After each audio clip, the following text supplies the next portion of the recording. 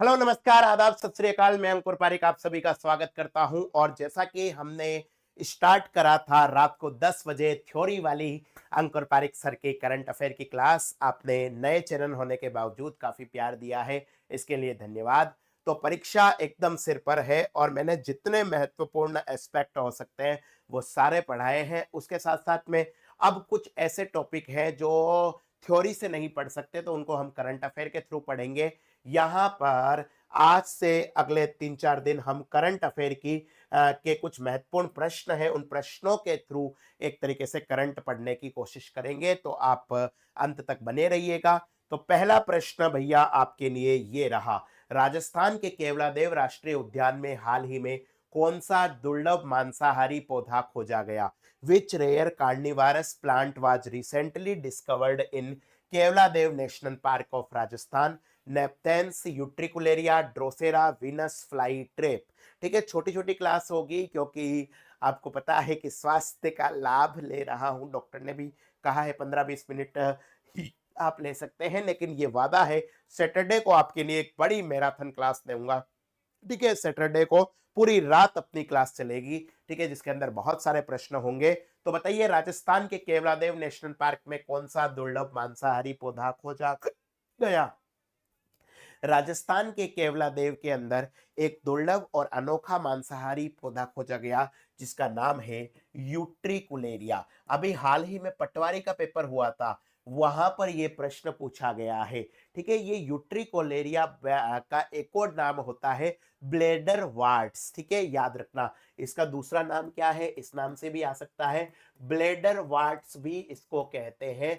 Basically ये राजस्थान का पौधा है ही नहीं, ये पौधा पाया जाता है मेघालय और दार्जिलिंग क्षेत्र के अंदर। ये मेघालय और दार्जिलिंग इलाकों के अंदर, वेस्ट बंगाल के अंदर जो दार्जिलिंग क्षेत्र है वहां पर ये पाया जाता है।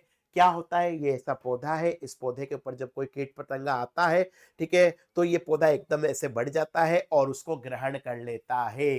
ठीक है, केवलादेव नेशनल पार्क के अंदर इसकी उपस्थिति ये बताती है कि हमारा पारिस्थितिकी तंत्र सुदृढ़ हो रहा है। ठीक है, यूट्रिकुलेरिया की केवलादेव में जो प्रेजेंस है वो भैया हमारे राजस्थान के इकोसिस्टम यानी कि पारिस्थितिकी तंत्र के लिए बहुत ज्यादा क्या है, मजबूत है। ठीक है, ये यूट्रिकुलेरिया छोटे कीटों को पकड़कर पर्यावरण संतुलन बनाए रखने में भूमिका निभाता है। ये ठीक है, ये क्या करेगा, छोटे छोटे कीटों को पकड़ेगा, छोटे छोटे कीटों को पकड़ेगा और उन कीटों को पकड़कर एक तरीके से पर्यावरण संतुलन, इन्वायरमेंट बैलेंस बनाने में अपनी भूमिका निभाएगा, एक बड़ा रोल अदा करेगा। ठीक है, तो ये पॉइंट आपको याद रखना है, यहां से परीक्षा के अंदर प्रश्न आ सकता है। ठीक है, तो याद रखना, ब्लेडर वॉट्स कहते हैं। ठीक है, ये एक दुर्लभ है, अनोखा मांसाहारी पौधा है जो राजस्थान में केवलादेव नेशनल पार्क के अंदर खोजा गया है। वास्तव में इसकी जो उपस्थिति है वो मेघालय और दार्जिलिंग के अंदर होती है। इकोसिस्टम के लिए, पारिस्थितिकी के लिए ये एक बहुत बड़ी बात है। तो पहला क्वेश्चन आपने एकदम सही बताया है। ठीक है, एक बार वीडियो को शेयर करते रहिए। ठीक है, बीच में मैं आपके कमेंट नहीं लेऊंगा। ठीक है, जितना ज्यादा हो आप क्लास को नोट करने पर ध्यान दीजिए। ठीक है, चलिए दूसरा प्रश्न आपके लिए है। राजस्थान की प्रस्तावित नदी जोलो परियोजना से रणथंबोर टाइगर रिजर्व का कितने प्रतिशत वर्ग किलोमीटर क्षेत्र जलमग्न होने की संभावना है? ठीक है, ध्यान रखना, बहुत बड़ी बात है राजस्थान की नदी जोड़ो परियोजना। इसका उद्देश्य क्या है? इस परियोजना का उद्देश्य है राजस्थान के अंदर जल की कमी को दूर करना। राजस्थान के अंदर जो जल की कमी है उसको दूर करना। लेकिन किंतु परंतु इस परियोजना के चक्कर में, ठीक है, रणथंभौर टाइगर रिजर्व जो है उसको नुकसान पहुंच रहा है। चलिए एक बात देख लेते हैं, how many square kilometre of Ranthambore tiger reserve is likely to be submerged due to proposed river interlinking project of Rajasthan? 20 square kilometre, 37, 50, 75। चलिए इस योजना के बारे में थोड़ा सा पढ़ लेते हैं। एक योजना है जिसका नाम है पार्वती कालीसिंध चंबल पूर्वी राजस्थान नहर परियोजना। ठीक है, पार्वती, पार्वती का पी याद रख लेना, कालीसिंध, कालीसिंध का के, चंबल, चंबल का सी, पार्वती कालीसिंध चंबल पूर्वी राजस्थान नहर परियोजना, पूर्वी राजस्थान नहर परियोजना। ठीक है, इसको क्या कहेंगे? ERCP। ठीक है, ये ERCP का अंग है। ठीक है, इससे राजस्थान के 23 जिलों में सिंचाई, पेयजल और औद्योगिक उपयोग के लिए जल आएगा। राजस्थान के कितने जिलों को फायदा होगा? राजस्थान के 23 जिलों को फायदा होगा। किस किस में? सिंचाई में काम आएगा, ठीक है, इरिगेशन में काम आएगा, राजस्थान के, ठीक है, पेयजल के लिए काम आएगा। देखो कंपटीशन कितना बढ़ गया है, देखो कौन कौन आपकी क्लास ले रहे हैं। ठीक है, तो सिंचाई के लिए राजस्थान के अंदर, पेयजल के लिए, ठीक है बेटा। चलिए आप इसको देखिए, सिंचाई, पेयजल और साथ साथ में उद्योग के अंदर इसका उपयोग होगा। ठीक है, ये आपसे पूछा जा सकता है। लेकिन किंतु परंतु इससे पर्यावरण को नुकसान हो सकता है। चंबल नदी बेसिन के एक तरीके से 37 वर्ग किलोमीटर क्षेत्र, 37 वर्ग किलोमीटर क्षेत्र को नुकसान पहुंच सकता है। इसीलिए कई पर्यावरणविद, कई पशु प्रेमियों ने कहा है कि भाई साहब अच्छी बात है आप लोगों के पानी पीने का सोच रहे हो, लेकिन उन जीव जंतुओं का क्या, जो बेचारे आपके लिए काम करते हैं, उनका भी तो सोचा करिए जनाब। तो दूसरे प्रश्न का आंसर ऑप्शन नंबर बी होगा। चलिए तीसरा प्रश्न, उदयपुर में चिंतन शिविर का आयोजन किस मंत्रालय द्वारा किया जा रहा है? Which ministry is organising the चिंतन शिविर इन Udaipur?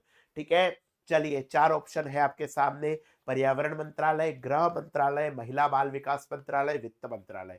Ministry of environment, ministry of home affairs, ministry of women and child development, ministry of finance. तो उदयपुर के अंदर 10 से 12 जनवरी 2025 को चिंतन शिविर का आयोजन हुआ था। ठीक है, 10 से 12 जनवरी को चिंतन शिविर का आयोजन हुआ था और इस चिंतन शिविर का आयोजन करा था केंद्रीय महिला और बाल विकास मंत्रालय के द्वारा। ठीक है, और इसका उद्घाटन किसने करा?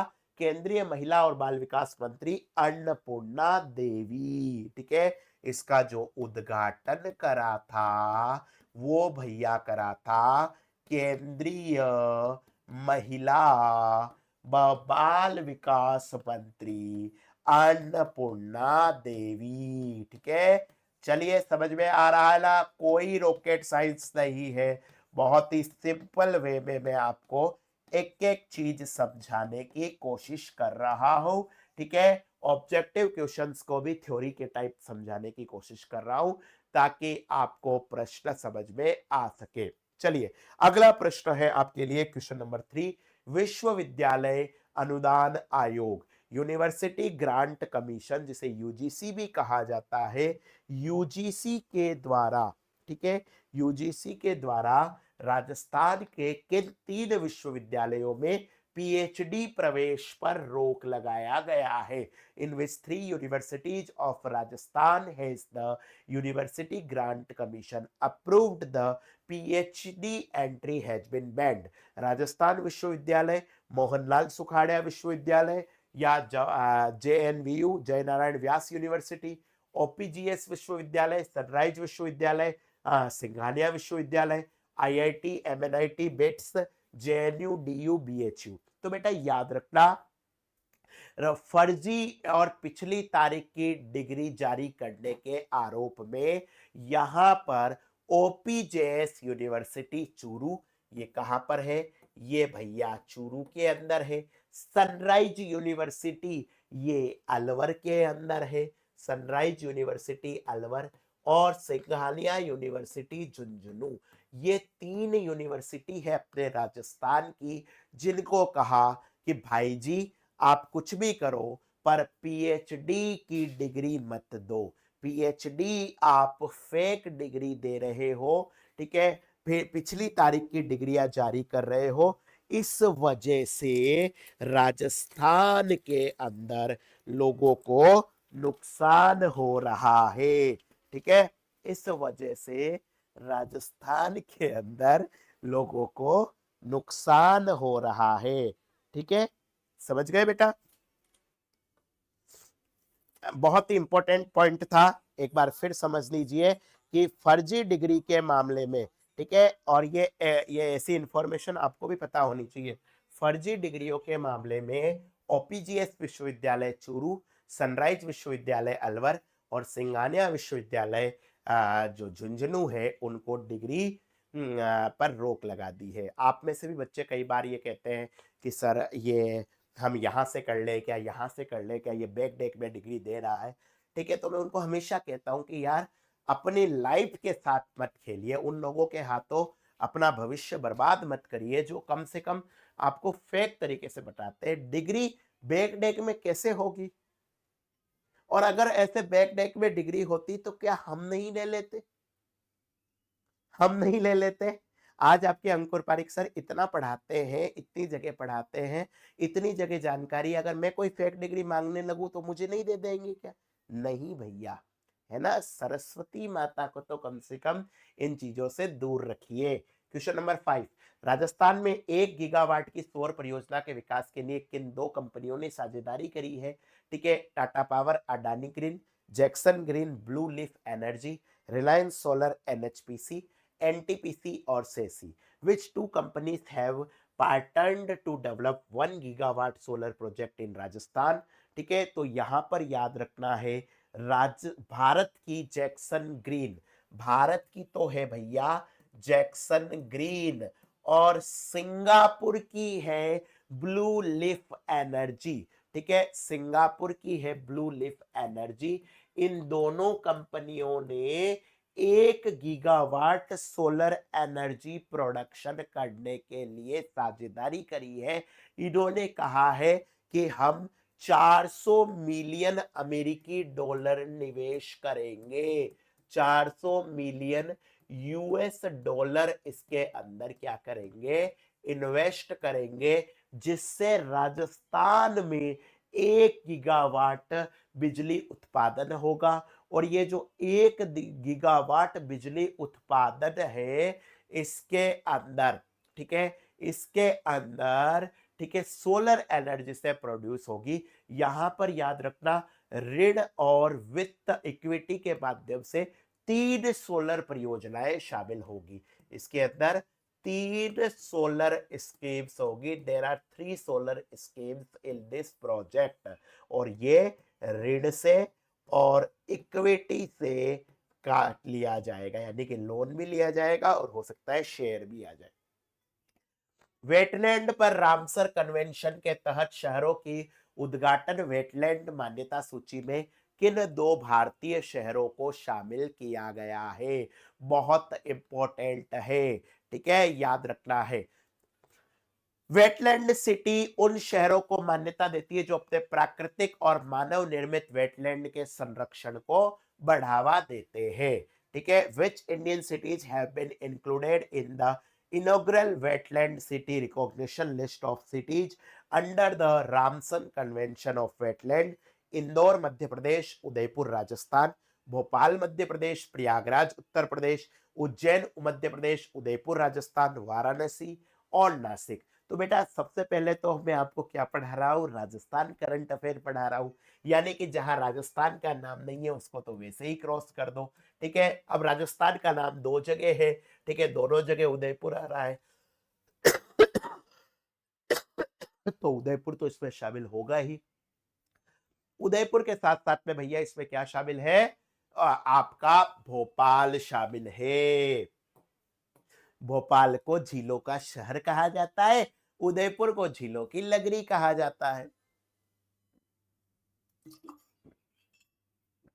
ठीक है, इन दोनों ही शहरों को इसमें शामिल किया गया है। ठीक है, तो याद सॉरी, इंदौर और उदयपुर। ठीक है, करेक्ट कर लो भैया, इंदौर और उदयपुर। इंदौर जो सर्वे के अंदर, स्वच्छता सर्वेक्षण के अंदर हमेशा टॉप करता है, और साथ साथ में उदयपुर राजस्थान। ठीक है, ऐसे आर्द्र भूमि शहर, वेटलैंड सिटी के रूप में इनको मान्यता दी है। वेटलैंड सिटी के अंदर इनको मान्यता दी है, याद रख लेना। हमारे लिए इंपॉर्टेंट है उदयपुर, और साथ साथ में इंदौर, क्योंकि ये भी साथ में आ गया। ठीक है, राजस्थान एमपी का। और टोटल इस उदयपुर और इंदौर को इंक्लूड करते हुए इस बार 31 नए शहर शामिल हुए। तो टोटल कितने शहर हो गए पूरी दुनिया के अंदर? 74। ठीक है, टोटल वेटलैंड सिटी की संख्या कितनी है पूरे भारत के अंदर? है 74। तो 74 वेटलैंड सिटी है, जिनमें से हमारे राजस्थान के अंदर आता है उदयपुर। चलिए भैया, अगला प्रश्न आपके लिए है प्रश्न नंबर 7। ठीक है, प्रश्न नंबर 7। ठीक है, इस प्रश्न का आंसर देखिए। ठीक है, चलिए, ग्लोबल स्टोर टेक्नोलॉजी फोरम 2025 का आयोजन कहां किया जाएगा? ठीक है, where will the global stone technology forum 2025 will be organised? You have 4 option. ठीक है, आपके पास में कितने ऑप्शन है बेटा? 4 ऑप्शन है। ठीक है, ग्लोबल स्टोन टेक्नोलॉजी फोरम का आयोजन अजमेर के किशनगढ़ के अंदर किया जाएगा। किसके द्वारा किया जाएगा? Centre for development of stones. ठीक है, याद रखना, एक संस्था है जिस संस्था का नाम क्या है? Centre for development on stone, और इसके साथ में रिको। ठीक है, 2 संस्थाएं हैं। एक संस्था का नाम है centre for development on RIICO stone, centre for development on stones. देखिए, आज तो मैं कम ही क्वेश्चन कराऊंगा, 2 दिन 3 दिन, बस आपकी स्पीड बनी रहनी चाहिए, आप पढ़ाई से हटने नहीं चाहिए। सैटरडे को हम एक बड़ी मैराथन रहेंगे, शनिवार को हम एक राती जगह करेंगे। कितने लोग चाहते हैं कि भैया शनिवार की रात, सैटरडे नाइट, अंकुर पारिक सर के साथ सैटरडे नाइट को एक बड़ी मैराथन क्लास होगी करंट की, जिसमें राजस्थान करंट का सुपड़ा साफ करने की कोशिश की जाएगी। ठीक है, कितने लोग हैं जो मेरे साथ में चाहते हैं कि हाँ सर ऐसी क्लास हो? ठीक है, चलिए भैया, अगला प्रश्न है आपके प्रश्न नंबर 8। प्रवासी भारतीय सम्मान 2025 से सम्मानित डॉक्टर रामनिवास वर्तमान में किस देश के भिक्षुओं को संस्कृत पढ़ा रहे हैं? वेरी इंपॉर्टेंट, ये बात याद रखना। प्रवासी भारतीय सम्मान। ठीक है, प्रवासी भारतीय सम्मान मैंने आपको पुरस्कारों के अंदर बताया था कि भुवनेश्वर उड़ीसा के अंदर प्रवासी भारतीय दिवस आयोजित हुआ था, जिसके अंतर्गत प्रवासी राजस्थानी डॉक्टर रामनिवास को, ठीक है, एक तरीके से प्रवासी राजस्थानी सम्मान मिला। ये जो है रामनिवास साहब, ये क्या कर रहे हैं? म्यांमार देश के अंदर, वर्मा के अंदर ये भिक्षुओं को संस्कृत पढ़ा रहे हैं। म्यांमार के अंदर ये भिक्षुओं को संस्कृत पढ़ा रहे हैं। ठीक है, समझ में आ गया? ठीक है, तो 8वें प्रश्न का आंसर ऑप्शन नंबर डी है। डिटेल में हम पढ़ चुके हैं जब पुरस्कारों वाली क्लास के अंदर हमने आपको पढ़ाया था।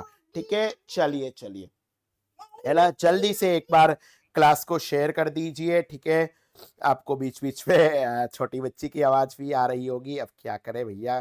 ठीक है, चलिए, कभी कभी आवाज आ जाती है, लेकिन कोई बात नहीं, आप लोग साथ देते रहिए ताकि बेहतरीन तरीके से हम पढ़ सके। अगला प्रश्न, ऑपरेशन फ्री स्काई अभियान किस दिवस पर चलाया जाएगा? ठीक है, चलिए, in which occasion will the Operation Free Sky campaign will be run? Operation Free Sky का मतलब क्या है? ठीक है, ऑपरेशन फ्री स्काई है आकाश से मुक्ति। इनमें से कौन सा दिन ऐसा है जब आकाश का बहुत ज्यादा रोल होता है? तो भैया वो होता है 14 जनवरी। 14 जनवरी को क्या मनाया जाता है? 14 जनवरी को मनाया जाता है सकरात।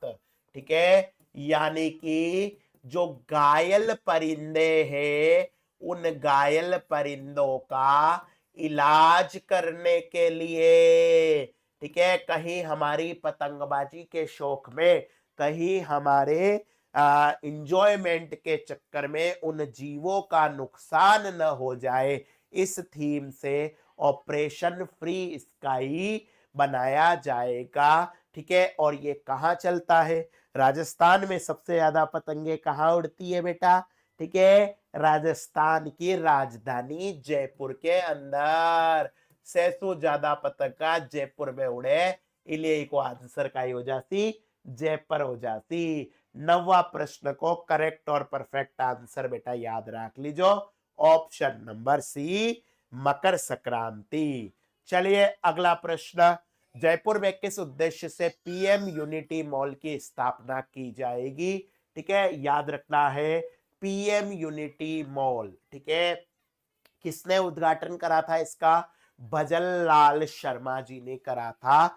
और ये जो पीएम यूनिटी मॉल है, ठीक है, ये पीएम यूनिटी मॉल याद रखना है, ठीक है, हस्तशिल्प को बढ़ावा देने के लिए, हैंडीक्राफ्ट को बढ़ावा देने के लिए स्थापना किया जाएगा, क्योंकि मोदी सरकार एमएसएमई की तरफ काफी ज्यादा आगे बढ़ रही है। तो चलिए, अगर आपको प्रश्न पसंद आए हो तो अच्छे बच्चों की तरह क्लास को शेयर करिए। ठीक है, और शनिवार को हम बहुत सारे प्रश्न लेंगे। ठीक है, अभी थोड़ा सा स्वास्थ्य भी खराब है, लेकिन हमने अपनी तरफ से 500 प्रश्न इकट्ठे करे हैं जो आपके एग्जाम तक आपको देने हैं मुझे।